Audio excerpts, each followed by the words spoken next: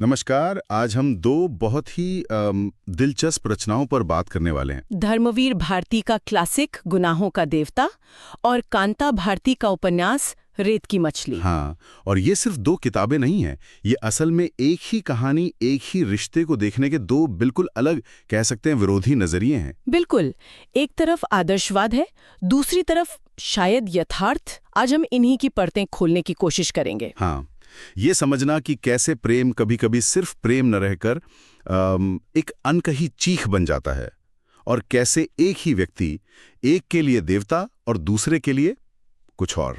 तो शुरू करते हैं गुनाहों के देवता से। 1949 में आई, बनारस की पृष्ठभूमि, चंद्र और सुधा का वो प्रसिद्ध प्रेम। हाँ, लेकिन एक ऐसा प्रेम जो बहुत सीमाओं में बंधा हुआ है, एक तरह से पूजा जैसा, आदर्शवादी। भारती जी ने जैसे प्रेम को किसी ऊंची जगह पर रख दिया हो। सही। और फिर कई दशकों बाद 90 के दशक में आती है रेत की मछली। ये कांता भारती जी ने लिखी, जो धर्मवीर भारती जी की पहली पत्नी थी। और ये किताब ये बिल्कुल अलग है।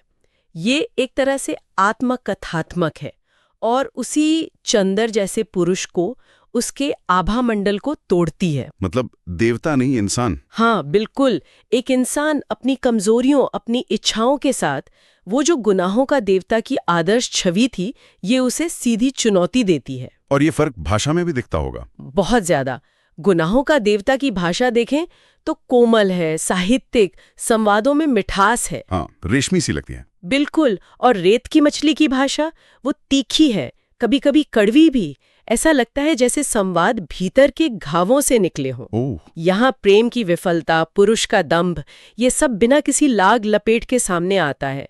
भाषा यहाँ सच कहने का औजार बन जाती है, बचाव का नहीं। तो मतलब एक तरफ प्रेम पूजा है, जहां चंद्र सुधा को देवी मानता है, रिश्ते की मर्यादा है, और दूसरी तरफ उसी आदर्श के पीछे छिपी पीड़ा या घुटन। हाँ, ये रेत की मछली जैसे ये बताती है कि वो जो आदर्श था, वो पूजा थी, वो एक इंसान के लिए, खासकर एक स्त्री के लिए, कैसे घुटन बन सकती है। अच्छा। कैसे किसी को देवी बनाने की प्रक्रिया में उसका अपना वजूद ही पिस जाता है।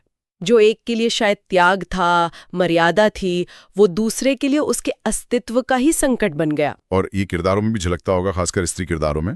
गुनाहों का देवता की सुधा, वो तो एक आदर्श समर्पित नारी है, सहनशील, त्यागमयी। हाँ बिल्कुल। लेकिन रेत की मछली की नायिका, वो टूटी हुई है, पर वो अपने शब्दों से लड़ रही है। वो एक बड़े लेखक की पत्नी होने की छाया से निकलना चाहती है, अपनी पहचान बनाने की कोशिश। हाँ, अपनी आवाज ढूंढने की। जैसा वो कहती भी है, मैं रेत की मछली थी, किसी के हाथों से फिसलती रही और अंत में खुद को पा लिया। ये सिर्फ दर्द नहीं है, ये वजूद की लड़ाई है। तो क्या ये कहना ठीक होगा कि गुनाहों का देवता एक कल्पना है, एक खूबसूरत सपना, और रेत की मछली उस सपने के टूटने की हकीकत है, सख्त जमीन की सच्चाई? काफी हद तक, हाँ।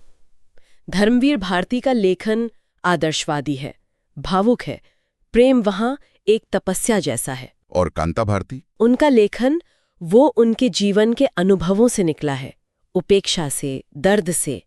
शायद एक ने प्रेम को छूने से डरकर उसे आदर्श बना दिया, उसे अमर कर दिया, और दूसरी ने उसी प्रेम में जलकर उसकी राख से सच को उकेरा। तो अंत में ये दोनों किताबें मिलकर क्या कहानी कहती हैं? एक ने प्रेम को देवता बनाया, और दूसरी ने उसी देवता के पैरों तले कुचली गई एक जिंदगी का सच बताया। सही कहा आपने। गुनाहों का देवता दिखाता है कि आदर्श की दीवारें प्रेम को कैसे महफूज रखते रखते कैद भी कर सकती हैं, और रेत की मछली उसी दीवार की छाया में जो दूसरी अनदेखी हकीकत पल रही थी, उसका आईना है। हाँ, शायद दोनों को साथ पढ़े बिना तस्वीर पूरी होती ही नहीं।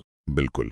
और ये हमें सोचने पे मजबूर करता है कि प्रेम अगर सिर्फ आदर्श बन जाए तो क्या वो असल जिंदगी की कसौटी पर टूट जाता है? और जब वो टूटा हुआ प्रेम लिखा जाता है तो क्या वो खुद एक इतिहास बन जाता है, एक अलग तरह का सच?